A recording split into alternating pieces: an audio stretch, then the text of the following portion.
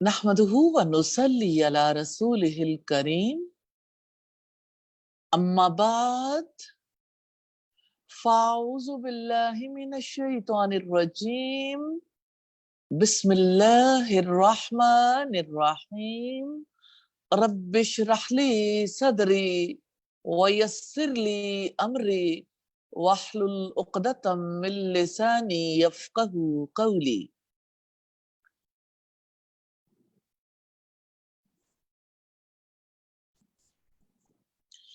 ये सूरा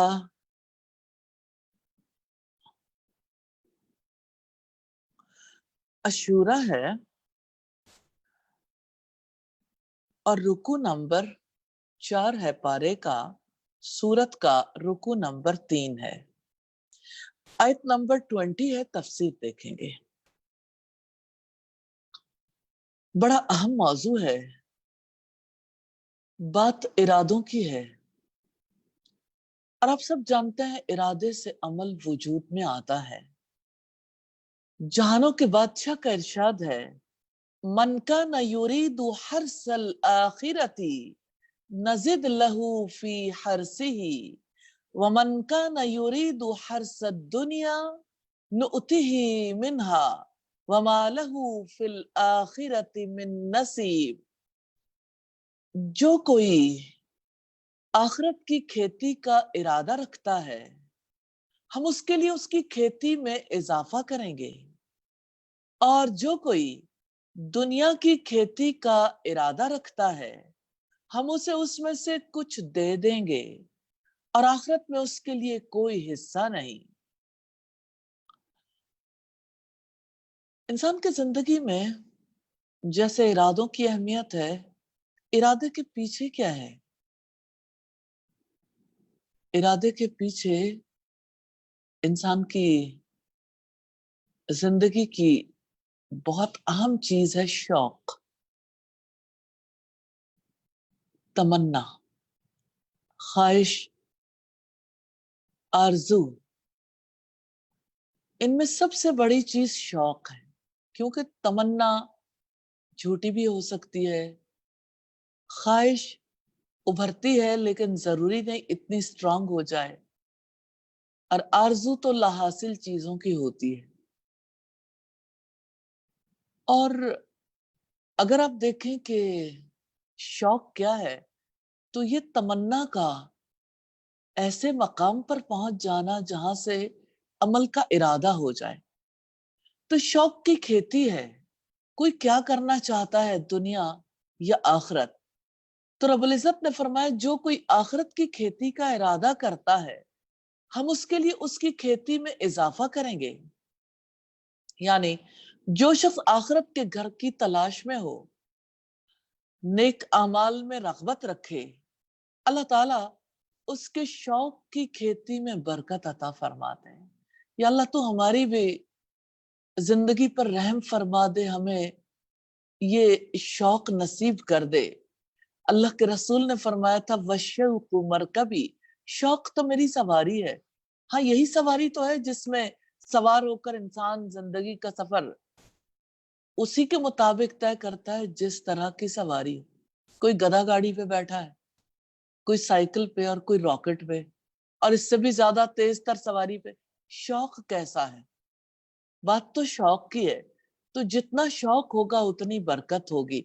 अल्लाह ताला बरकत कैसे देते हैं? नेक अमाल की तौफीक देते हैं, नेकियों में तरक्की देते हैं, और दुनिया में से उसका मुकर्रा हिस्सा उसे जरूर देते हैं। फिर फरमाए, वमन कान युरीदु हर्सद दुनिया नुअतिही मिन्हा वमा लहू फिल आखिरति मिन नसीब। और जो कोई दुनिया की खेती का इरादा रखता है, हम उसे उसमें से कुछ दे देंगे और आखिरत में उसके लिए कोई हिस्सा नहीं। तो जिसका शौक दुनिया और मताए दुनिया होता है और आखिरत के अमाल से वो बेनियाज होता है, तो बेनियाजी यूं ही तो नहीं रह जाती, दुनिया और दीन दोनों से महरूम कर दिया जाता है। क्योंकि दुनिया का मिलना तो اللہ تعالیٰ کی مرضی پر ہوتا ہے اور آخرت کو وہ خود برباد کر بیٹھتا ہے۔ اگر کوئی دنیا کو شوق کی کھیتی بنانا چاہے تو ساری دنیا بھی آخرت کے مقابلے میں کچھ نہیں، اور آخرت میں اس پر جنت حرام کر دی گئی اور وہ جہنم کی بھڑکتی ہوئی آگ کا مستحق ٹھہرا۔ سیدنا علی کہتے ہیں کھیتیاں دو طرح کی ہیں، دنیا کی کھیتی تو مال اور بیٹے ہیں، اور آخرت کی کھیتی باقی رہنے والی نیکیاں ہیں۔ سیدنا ابی ابن کعب بیان کرتے ہیں رسول اللہ نے فرمایا اس امت کو عظمت، رفت، دین اسلام کی نصرت اور زمین میں غلبے کی بشارت سنا دو، تو ان میں سے جو شخص آخرت کا عمل دنیا کے لیے کرے گا اس کا آخرت میں کوئی حصہ نہیں ہوگا۔ یہ مسند احمد کی روایت ہے 21,280 نمبر پر۔ سید انس بن مالک سے روایت ہے اللہ کے رسول نے فرمایا جس کا مقصود دنیا ہو معذرت خواہ ہوں، جس کا مقصود دنیا ہو اللہ تعالیٰ اس کے باعث اس کی دونوں آنکھوں کے سامنے محتاجی رکھ دیتا۔ اللہ اکبر، اللہ اکبر۔ اور اس کے باعث اس کے دل میں پریشانی رکھ دیتا۔ آپ تو پریشان نہیں ہیں؟ اگر دنیا کسی کا مقصد ہوگا نا تو اللہ تعالیٰ دونوں آنکھوں کے سامنے محتاجی رکھ دیتا، فلاں کم کیسے ہوگا، فلاں کیسے، پریشانیاں شروع ہو جاتی ہیں، اور اس کے پاس حصہ اتنا ہی آتا ہے جتنا اس کا مقدر ہو۔ اور جس کا مقصود آخرت ہوتا ہے اللہ تعالیٰ اس کے باعث اس کے دل میں بے نیازی، بے پرواہی رکھ دیتا، اور دنیا اس کے پاس ذلیل ہو کر آتی ہے۔ ترمذی کی 2465 نمبر روایت۔ سیدنا عمر سے روایت ہے انہوں نے رسول اللہ صلی اللہ علیہ وسلم سے سنا، آپ فرما رہے تھے بے شک اعمال کا دار و مدار نیتوں پر ہے، اور ہر کسی کے لیے وہی کچھ ہے جس کے لیے اس نے نیت کی۔ پھر جس کی ہجرت دنیا کے لیے ہوئی کہ اسے حاصل کرے، یا عورت سے نکاح کے لیے، پھر اس کی ہجرت اسی کی طرف ہے جس کے لیے اس نے ہجرت کی۔ صحیح بخاری کی پہلی روایت ہے۔ سیدنا ابو ہریرہ رضی اللہ تعالی عنہ سے روایت ہے نبی کریم نے فرمایا اللہ تعالیٰ فرماتا ہے اے آدم کے بیٹے،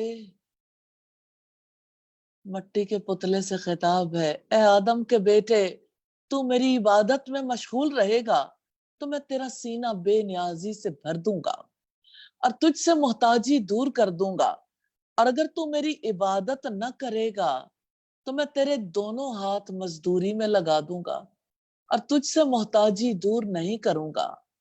ترمذی کی 2466 نمبر روایت۔ بہت اہم بات ہے، بہت گہری۔ اگر عبادت میں مشغول ہوں گے تو دنیا سے بے نیاز ہو جائیں گے، پرواہ نہیں رہے گی، اور محتاجی کو اللہ تعالیٰ دور کر دیں گے۔ اور اگر کوئی عبادت نہ کرے تو اللہ تعالیٰ محنت مزدوری میں ایسا لگا دیتے ہیں، ہاتھ پاؤں تو کام کرتے ہیں، محتاجی دور نہیں ہوتی۔ ام لہم شرکاء شرعوا لهم من الدین ما لم یأذن به اللہ ولولا کلمۃ الفصل لقضی بینہم وان الظالمین لهم عذاب علیم۔ کیا ان کے کچھ شریک ہیں جنہوں نے دین کا وہ طریقہ ان کے لیے مقرر کیا ہے جس کی اللہ تعالیٰ نے اجازت نہیں دی، اور اگر فیصلے کی بات نہ ہوتی تو ان کے درمیان ضرور فیصلہ کر دیا جاتا، اور یقیناً ظالموں کے لیے دردناک عذاب ہے۔ تو لوگوں کے دین کی نہیں اللہ تعالیٰ کے دین کی پیروی کرنی چاہیے۔ ام لہم شرکاء، کیا ان کے کچھ شریک ہیں؟ کیا مشرکوں نے اللہ تعالیٰ کے ساتھ جنوں، شیطانوں اور سرداروں کو معبود بنا رکھا ہے؟ حالانکہ انہیں پیروی تو اللہ تعالیٰ کے دین کی کرنی چاہیے۔ رب العزت نے فرمایا شرعوا لہم من الدین ما لم یأذن بہ اللہ، جنہوں نے دین کا وہ طریقہ ان کے لیے مقرر کیا ہے جس کی اللہ تعالیٰ نے اجازت نہیں دی، یعنی شرک اور بدعات کو رواج دیا، اپنی خواہشات نفس کے تقاضے کے مطابق اللہ تعالیٰ کی حلال کردہ چیزوں کو حرام ٹھہرایا اور اس کی حرام کردہ چیزوں کو حلال قرار دیا، حالانکہ دین وہ ہے جسے اللہ تعالیٰ دین قرار دے تاکہ لوگ اسے دین بنائیں اور اس کے ذریعے سے اللہ تعالیٰ کا قرب حاصل کریں۔ اور اس بارے میں اصول یہ ہے کہ ہر شخص کے لیے کسی ایسی چیز کو شریعت قرار دینا ممنوع ہے جو اللہ تعالیٰ اور اس کے رسول کی طرف سے نہ آئی ہو۔ پھر آپ سوچئے کہ فاسقوں کو شریعت سازی کا اختیار کیسے دیا جا سکتا ہے جو کفار کے کفر میں شریک ہیں۔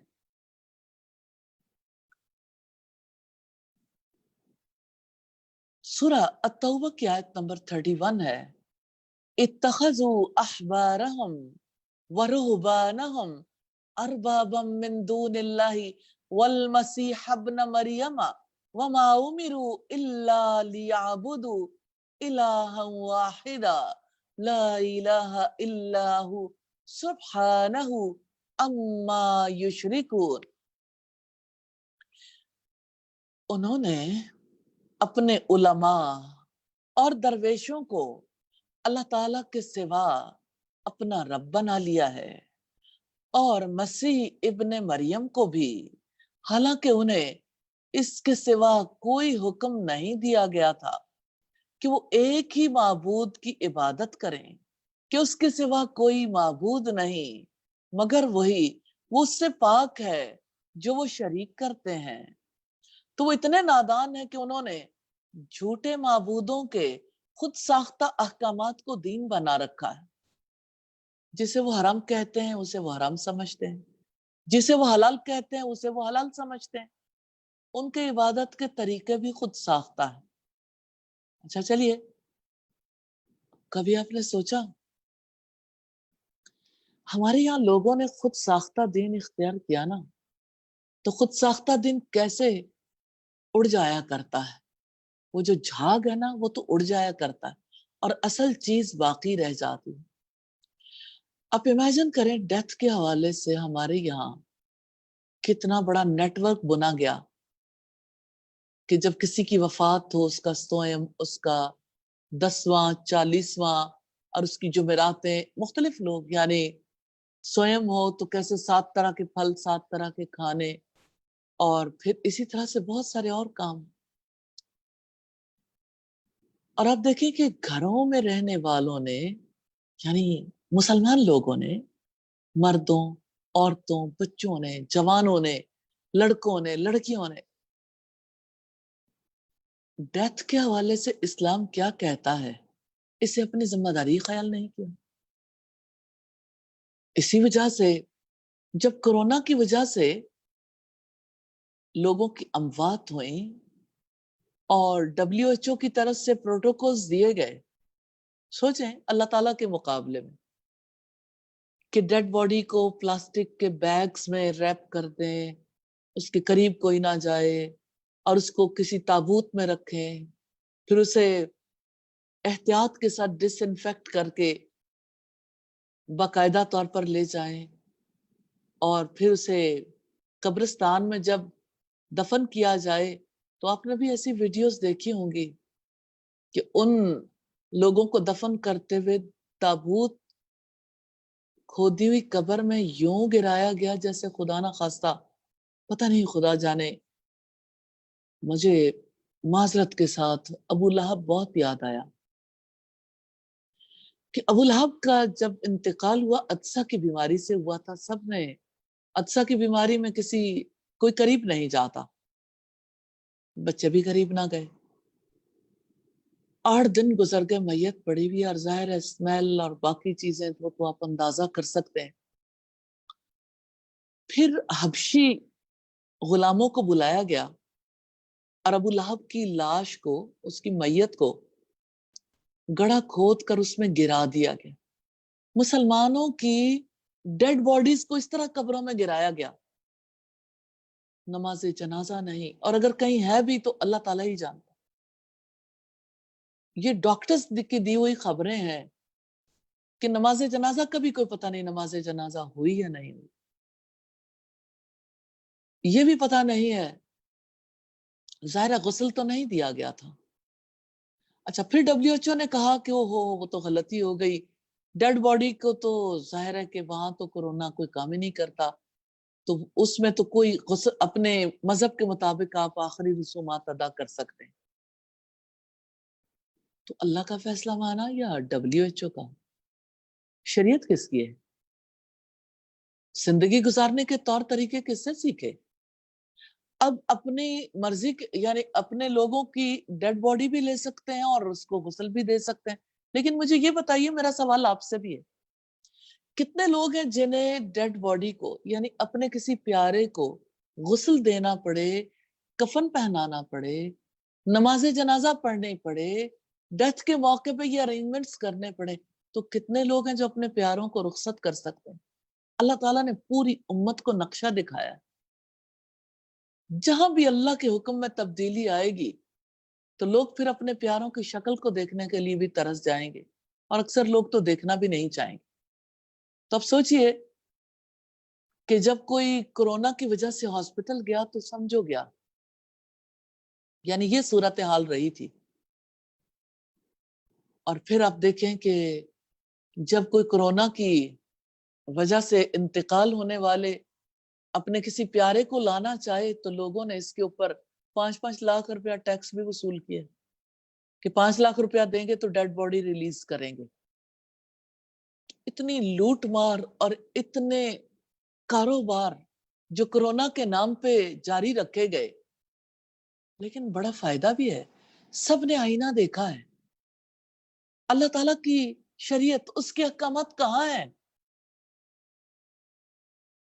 ایک ایگزامپل دی ہے میں نے۔ اب آپ شادی کے موقع پر دیکھنا چاہیں، پیدائش کے موقع پہ دیکھنا چاہیں، تو مجھے یہ بتائیں وہ کون سی فیملی ہے جو سنت پر چلنا چاہتی ہے؟ ہر کوئی شادی کے لیے کس کو دیکھتا ہے، آئیڈیلائز کس کو کرتا ہے؟ اللہ تعالیٰ نے جو دین دیا ہے اس کو قبر میں جا کے تو نہیں برتنا، زندگی میں برتنا ہے، کیونکہ قبر میں تو سب ختم ہو جائے گا نا، کتاب اعمال بند ہو جائے گی۔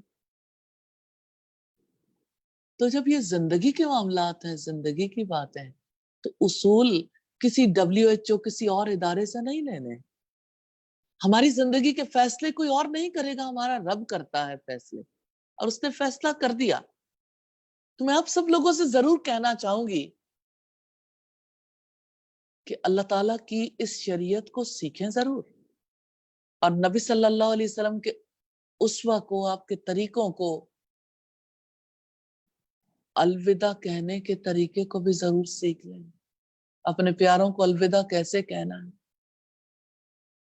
سوچیں کتنی بڑی تعداد ہے مسلمانوں کی جنہیں آخری غسل بھی نصیب نہیں ہوا، جنہیں جنازہ بھی نصیب نہیں ہوا، نماز جنازہ بھی نہیں ہوئی۔ اور پھر آپ دیکھیں کہ لاک ڈاؤن کے نام پہ، آئسولیشن کے نام پہ، کوارنٹائن کے نام پہ کیسے انسانوں کے درمیان ایک دوسرے سے دوری پیدا کی گئی۔ سوشل ڈسٹینسنگ کوئی چھوٹی بات نہیں ہے، انسانوں نے بھی تو سوشل ڈسٹینسنگ رکھی تھی نا۔ ایک گاڑی میں 5 لوگ بیٹھے، سوشل ڈسٹینس ہے، کیونکہ ہر کسی کا گروپ الگ ہے جہاں وہ بات کرنا چاہتا ہے۔ میں تو صرف یہ کہنا چاہتی ہوں کہ یہ جو اصول ضابطے دیے گئے، جس کو پوری امت مسلمہ نے آنکھیں بند کر کے قبول کر لیا، اس کے بارے میں اللہ تعالیٰ کی بھی کوئی گائیڈ لائن ہے؟ بھائی اگر پتہ نہیں ہے تو اس کا پتہ کرنا چاہیے، سر جوڑ کے مسلمانوں کو سوچنا چاہیے کہ ہمیں اسلام کے مطابق کیسے ایڈجسٹ کرنا ہے، کیسے اپنے جانے والوں کو رخصت کرنا ہے۔ جب کوئی بیمار ہو، تیمارداروں کو کیا کرنا ہے، عیادت کیسے کرنی ہے. پھر آپ یہ دیکھیے کہ عیادت کو اڑایا، تیمارداری کو اڑایا، تنہا کر دیا، لوگ تنہائی کے غم میں ہی چلے گئے. ہر ایک کو کوڑی بنا کر بھیج دیا دنیا سے. بھائی یہ کرونا ہے، کوڑ پن تھوڑی ہے. آہستہ آہستہ آپ دیکھیے گا، بس حج ہو لے، حج کے بعد اچانک خبریں آئیں گی کہ کرونا پر قابو پا لیا گیا، اور پھر یہ کہ اب کوئی خطرہ نہیں. ٹھیک ہے ابھی احتیاط ضروری ہے، لیکن ہمیں تعلیمی ادارے بھی کھولنے ہیں اور ابھی باقی سب کچھ کرنا ہے. تو یہ احتیاط پہلے کیوں نہیں کر لی گئی؟ تو ان چیزوں کے بارے میں ضرور سوچیں کہ آخر اس امت نے اور اس امت کے افراد نے اور ہمارے معاشرے کے افراد نے اور ہمارے خاندان نے اور ہمارے بہت پیاروں نے اور ہم نے خود اللہ تعالیٰ کی شریعت کے مطابق زندگی گزارنے کا فیصلہ کیوں نہیں کیا؟ کیا علم کے بغیر آپ اسلامک لائف سٹائل سیکھ سکتے ہیں؟ وہ علم خواہ کسی بھی طریقے سے ملے، علم کے بغیر انسان کے اندر یقین نہیں آتا، انسان عمل کرنے کے قابل نہیں ہوتا. تو ہماری تو ذمہ داری ہے کہ ہم سب تک اس پیغام کو پہنچائیں. تو اب سوچئے دنیا میں مذہب کی جنگ ہے لا مذہبیت کے ساتھ، الہاد کے ساتھ. کیونکہ سب سے پہلے چائنا میں یہ بیماری آئی، ایس او پیز انہوں نے بنائے، سارے لوگوں نے فالو کیے. میں بڑے احترام سے ڈاکٹر سے یہ بات پوچھنا چاہتی ہوں، نرسز، آپ کی کوئی ٹریننگ ہوئی؟ مجھے کتنے ڈاکٹرز ہیں جنہوں نے یہ بات کہی کہ ہماری کسی قسم کی ٹریننگ نہیں ہوئی، ہمیں جب کچھ پتا نہیں چلا تو ہم نے یوٹیوب چینل سے چائنیز کو دیکھا اور باقی جہاں جہاں ہمیں موقع ملا اس کے مطابق ہم نے ویسے ہی کر لیا. تو میں ڈاکٹر سے پوچھنا چاہتی ہوں کہ کیا آپ نے اس بیماری کے حوالے سے بیمار کے بارے میں، تیماردار کے بارے میں، اور پھر ڈیڈ باڈی کے بارے میں، پھر اس کے دفن کے بارے میں، کفن دفن، اس کے غسل کے بارے میں کیا اللہ کی شریعت کو بھی پڑھا تھا؟ زندگی تو لگائی آپ نے. تو آپ اپنے ایمان کے بارے میں ضرور سوچ لیجئے کہ ایمان اللہ تعالیٰ پر ہے یا WHO پر، یا ہیلتھ ایجوکیشن دینے والوں پر، لینے والوں پر، اس پورے صحت کے نظام پر. دیکھیے تحقیقات پر ہمیں کوئی اختلاف نہیں ہے، ہمیں دوا پر بھی اختلاف نہیں ہے. بھائی یہ زندگی ہے، اس زندگی میں دوا کھانے کے علاوہ بھی کام ہوتے ہیں، دوا کروانے کے علاوہ بھی کام ہے. کوئی مریض ہے تو اس کی زندگی ہے بھائی، اس نے سانس لینا ہے، اس نے اٹھنا بیٹھنا، لوگوں کے درمیان رہنا ہے یا لوگوں سے الگ رہنا ہے. اس کے کوئی تیماردار ہیں، ان کی کوئی آپس میں ملاقات ہے، انہوں نے کوئی دعا دینی ہے، یا اگر کسی کی ڈیتھ ہو جاتی ہے تو آخری رسومات ادا کرنی ہے. اس بارے میں کیا ڈاکٹرز کی بھی کوئی ذمہ داری ہے؟ کیا صاحب اقتدار لوگوں کی بھی کوئی ذمہ داری ہے؟ یقیناً ہم سب ایک ہیں، ہم سب کو مل کر اس بارے میں سوچنا ہے کہ اللہ تعالیٰ نے اپنی شریعت دی ہے تو ہم اس شریعت کے مطابق چلیں. ہم اس میں غیر اللہ کے دیے ہوئے فیصلوں کو قبول نہ کریں 100%. وَلَوْلَا كَلِمَةُ الْفَصْلِ لَقُضِيَ بَيْنَهُمْ، اگر فیصلے کی بات نہ ہوتی تو ان کے درمیان ضرور فیصلہ کر دیا جاتا. یعنی اگر قیامت تک کی مہلت کا فیصلہ طے نہ کیا جا چکا ہوتا تو ان کے درمیان آخرت سے پہلے ہی فیصلہ کر دیا جاتا. وَإِنَّ الظَّالِمِينَ لَهُمْ عَذَابٌ أَلِيمٌ، اور یقیناً ظالموں کے لیے دردناک عذاب ہے. یہ مشرکوں کے لیے وعید ہے کہ اگر وہ اللہ تعالیٰ کے دین سے منہ موڑیں گے تو ان پر دردناک عذاب مسلط کر دیا جائے گا۔ سیدنا ابو ہریرہ رضی اللہ تعالی عنہ نے بیان کیا کہ نبی صلی اللہ علیہ وسلم نے فرمایا، میں نے عمر بن عامر لحیہ خزائی کو دیکھا کہ جہنم میں وہ اپنی انتڑیاں گھسیٹ رہا تھا، اور یہی عمر پہلا شخص ہے جس نے صائبہ کی رسم نکالی، خود ساختہ دین۔ بخاری کی 3521 نمبر روایت۔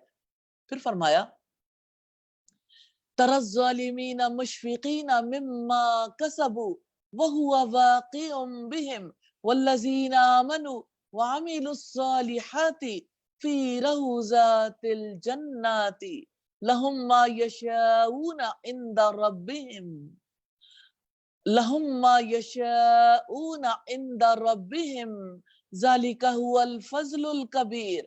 آپ ظالموں کو دیکھیں گے کہ وہ اس سے ڈرانے والے ہوں گے جو انہوں نے کمایا، حالانکہ وہ عذاب ان پر واقع ہونے والا ہے۔ اور جو لوگ ایمان لائے ہیں اور جنہوں نے نیکیاں کی ہیں وہ جنت کے باغوں میں ہوں گے، ان کے لیے ان کے رب کے پاس وہ سب کچھ ہوگا جو وہ چاہیں گے، یہی بڑا فضل ہے۔ مشرک میدان حشر میں گھبرائے ہوئے ہوں گے، آپ ظالموں کو دیکھیں گے کہ وہ اس سے ڈرنے والے ہوں گے جو انہوں نے کمایا، دہشت زدہ، خوف زدہ اپنے شرک اور اپنی نافرمانیوں کی سزا کو دیکھ رہے ہوں گے۔ وَهُوَ وَاقِعٌ بِهِمْ، حالانکہ وہ عذاب ان پر واقع ہونے والا ہے، یعنی عذاب تو لا محالہ ان پر واقع ہوگا، کیونکہ انہوں نے عذاب کے لیے سارے اسباب اختیار کیے ہیں اور ان کی مہلت کا وقت ختم ہو گیا ہے، تو اللہ تعالیٰ کے عذاب سے انہیں کوئی چیز نہیں بچا سکے گی، انہیں ان کے اعمال کا مزہ چکھایا جائے گا۔ تو ایمان والے لذتوں اور نعمتوں میں سرشار ہوں گے۔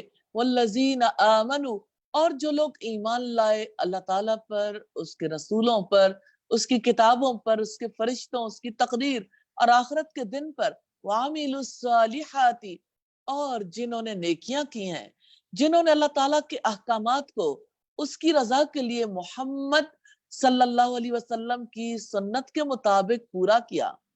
تو جن لوگوں نے دل کی عبادات، اعضاء کے اعمال اللہ تعالیٰ کی رضا کے لیے انجام دیے، یا اللہ ہمیں توفیق دینا۔ فی روضات الجنات، وہ جنت کے باغوں میں ہوں گے، نعمتوں اور لذتوں میں سرشار ہوں گے۔ ان خوبصورت باغات کی خوبصورتی، ان میں اچھل کر بہتی ہوئی ندیاں، بیلوں سے ڈھکے ہوئے درختوں کے جھنڈ، حسین مناظر، پھلوں سے لدے ہوئے درخت، چہچہاتے پرندے، طرب انگیز آوازیں، تمام دوستوں سے ملاقاتیں، اور اس ہم نشینی سے حاصل ہونے والا بہرہ کامل کیسا ہوگا۔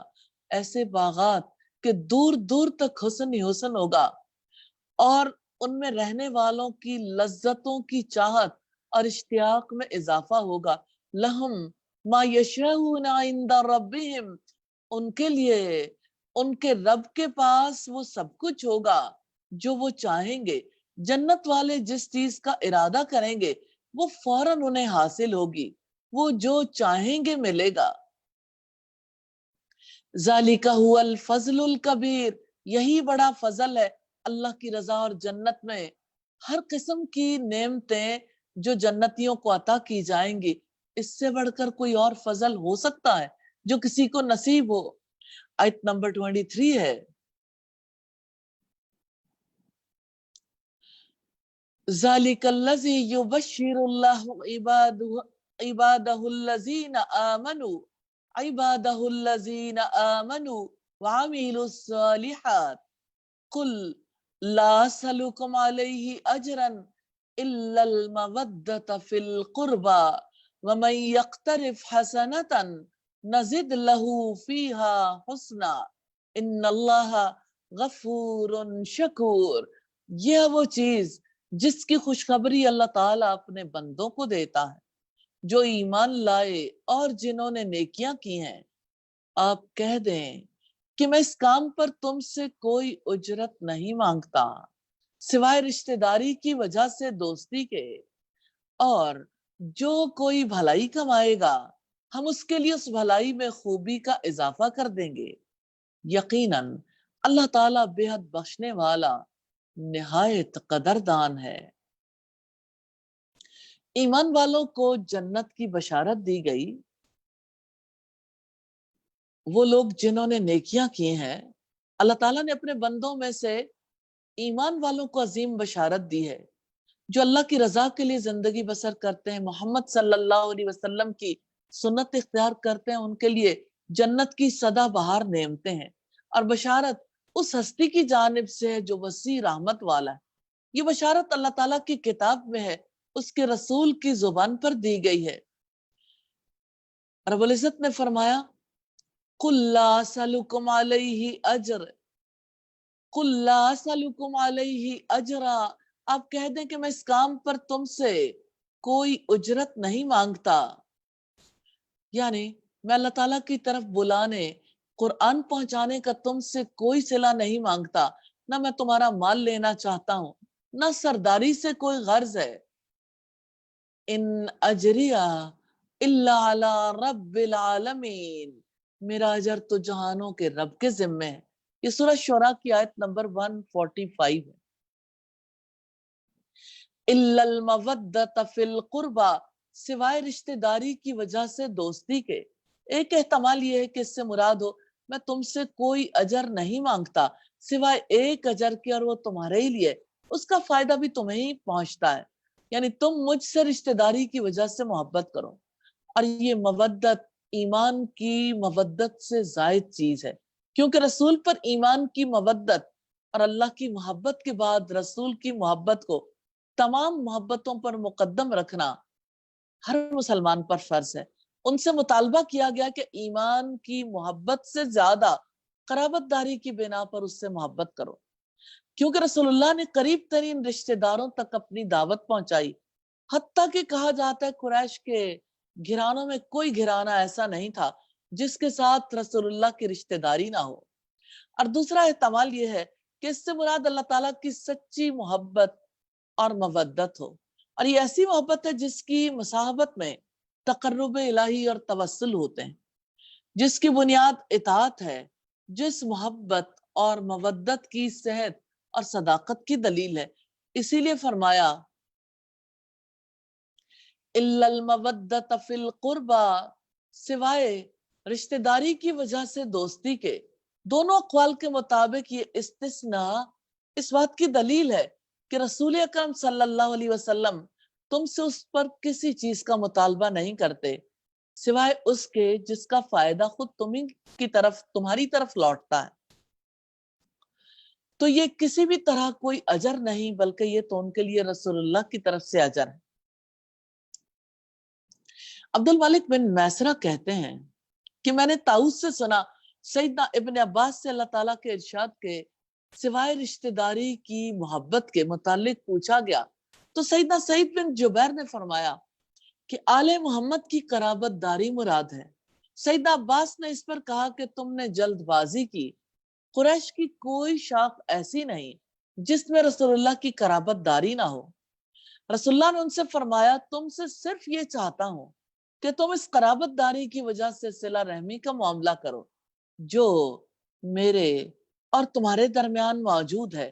یہ بخاری کی 4818 نمبر روایت۔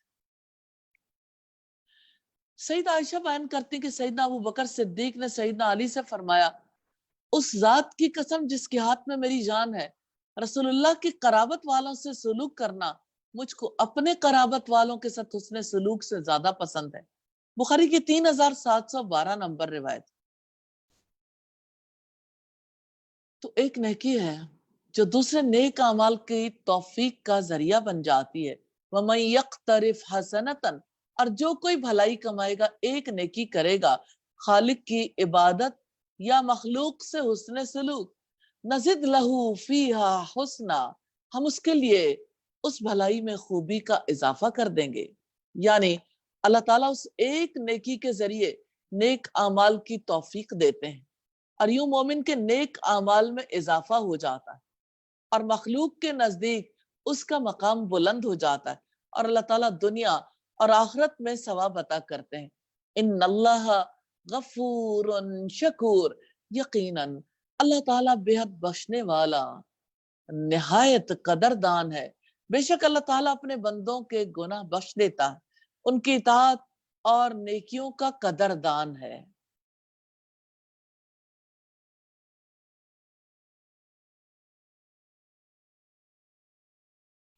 تو نیکی کے بعد اس نیکی کے حسن میں اضافہ ہوتا ہے، اجر و ثواب میں مزید نیکیاں کرنے کی توفیق ملتی ہے۔ اللہ تعالیٰ نے اپنی صفات الغفور اور الشکور کا شعور دلایا ہے۔ ایمان اور عمل صالح کرنے والوں کی برائیوں کی وہ پردہ پوشی کرتا ہے، وہ الغفور ہے، اور اللہ تعالیٰ نیکی کرنے والوں کی نیکی میں اضافہ کر دیتے ہیں، وہ نیکیوں کا قدردان ہے، یقیناً وہ الشکور ہے، اور اللہ تعالیٰ نیکیوں کے اجر میں اضافہ کرتا ہے، وہ شکور یعنی بہترین قدردان ہے۔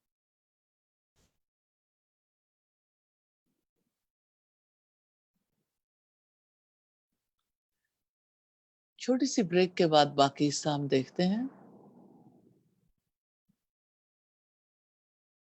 اس دوران آپ تلاوت کا سلسلہ جاری رکھیے، تجوید کا، تلاوت کا۔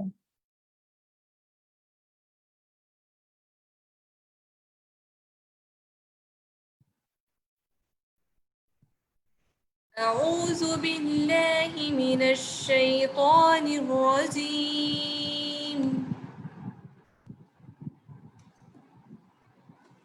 بسم الله الرحمن الرحيم.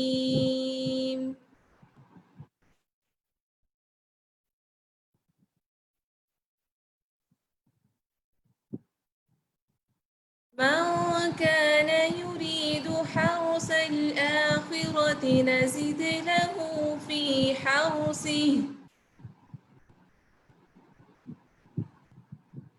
ومن كان يريد حرث الدنيا نؤته منها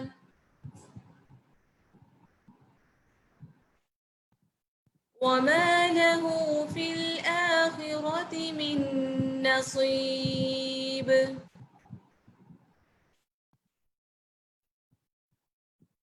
أم لهم شركاء شرعوا لهم من الدين ما لم يأذن به الله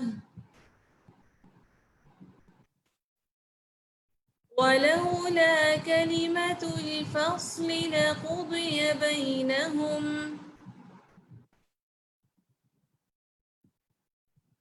وإن الظالمين لهم عذاب أليم.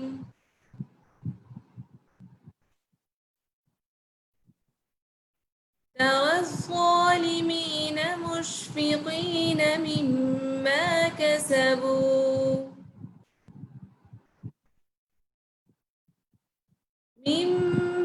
كسبوا وهو واقع بهم والذين آمنوا وعملوا الصالحات في روضات الجنات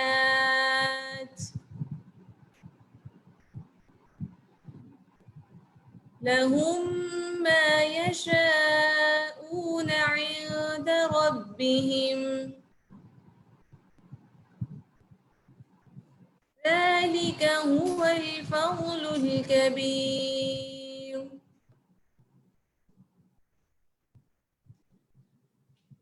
ذلك الذي يبشر الله عباده الذين آمنوا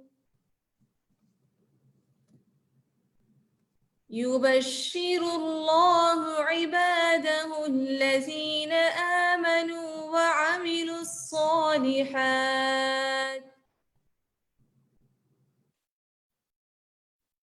قل لا أسألكم عليه أجرا إلا المودة في القربى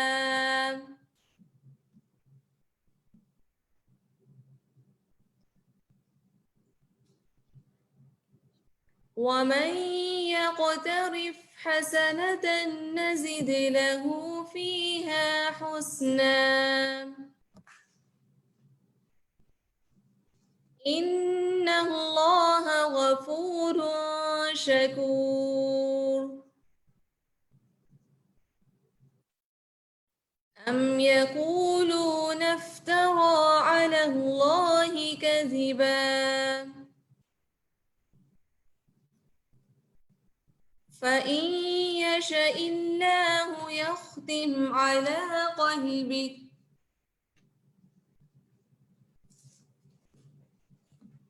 ويمحو الله الباطل ويحق الحق بكلماته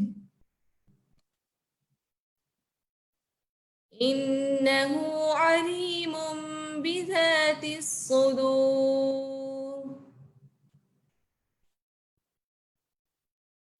وهو الذي يقبل التوبة عن عباده ويعفو عن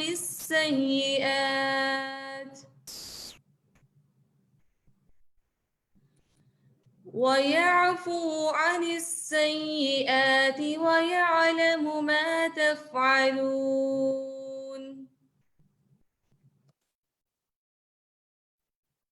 ويستجيب الذين آمنوا وعملوا الصالحات ويزيدهم من فضله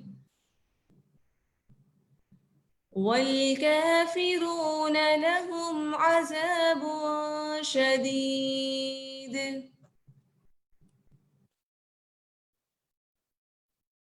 ولو بسط الله الرزق لعباده لبغوا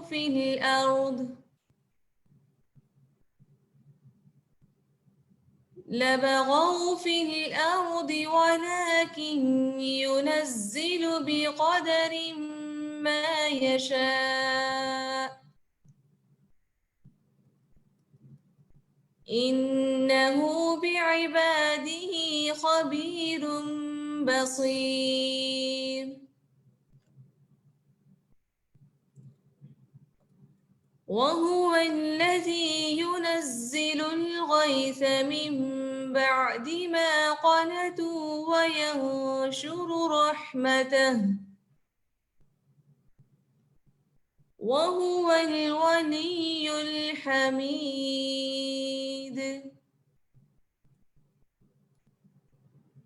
ومن آياته خلق السماوات والأرض وما بث فيهما من دابة وهو على جمعهم إذا يشاء قدير صدق الله العظيم.